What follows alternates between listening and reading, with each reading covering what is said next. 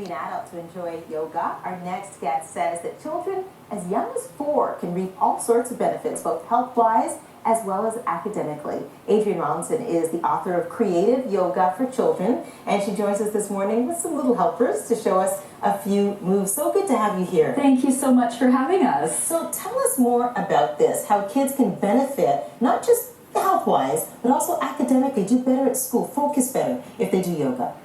Well, aside from all of its obvious physical benefits, yoga is an activity that any child can enjoy, regardless of their physical capability.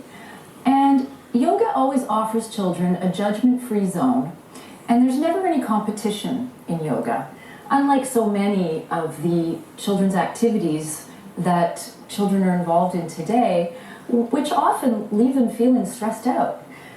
So yoga is really just a fun pastime where children are actually cultivating the seeds of focus and concentration and steady skills and self-confidence that they'll need later in life when they face things like exams and job interviews.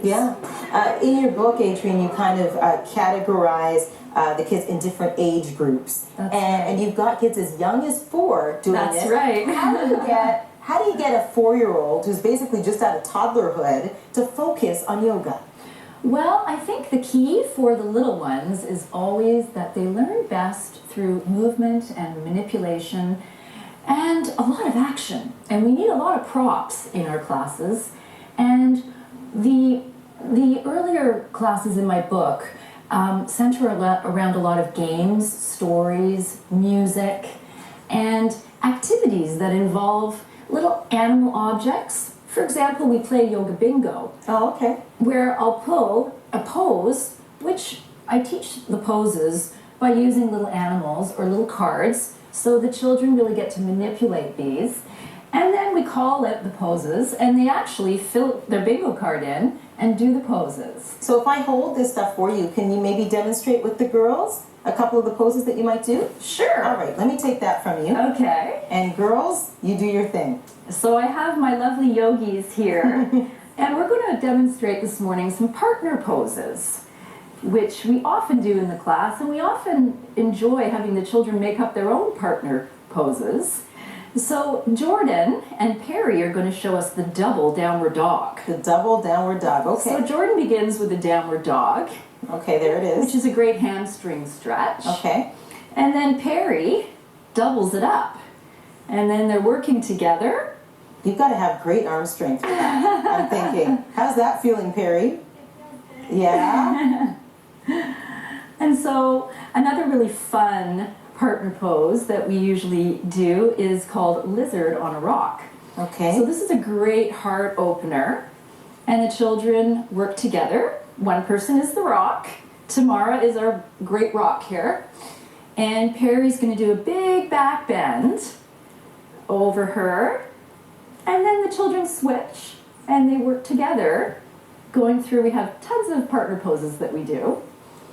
And another one that we can show you is called seesaw. Seesaw, okay. So this is really a good balance on the sits bones and a real core strengthener.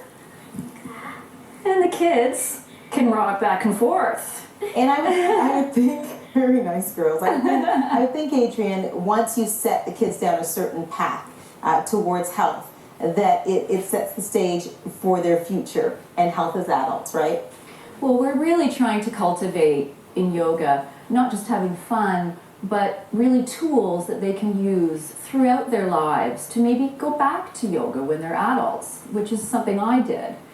And if they have a little bit of yoga instilled at them at a young age, they'll use it later. They'll use it later. They will. You talked about later, you know, if kids are facing the stress of exams as they get older, or, you know, something they're apprehensive about, breathing comes into play as well. There's some breathing exercises that you can show us? Absolutely. Breathing and centering and visualizations.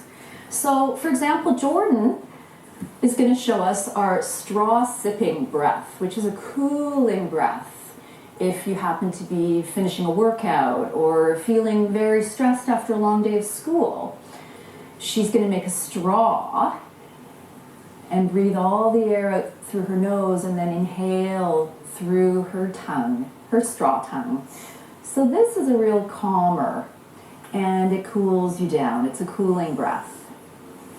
And then Tamara has our Hoberman sphere, which we use as a very concrete way of demonstrating to the children how they open the belly and the chest when they inhale, and how when they exhale they concave the chest and get all the air out. So teaching them how to breathe is a really useful thing. It sure is. Feel good, girls? Yeah. And at the end of our classes, we have a wonderful relaxation time where they enjoy a nice herbal eye pillow. Sometimes we have a little toe massage. Oh, nice. And we tell them to take their animal for a ride and watch as the belly rises and falls. And again, it's the focused breathing. And it's focused breathing. Yeah. But for the children, it's fun. Of course it is, and that's where it all begins. If it's fun, kids will do it, they'll enjoy it. Adrian, thank you so much. Thank you Carrie, so much. Tamara, Jordan, thank you, girls. Good job. Thanks for having us. We'll be right back. Very nice job, girls.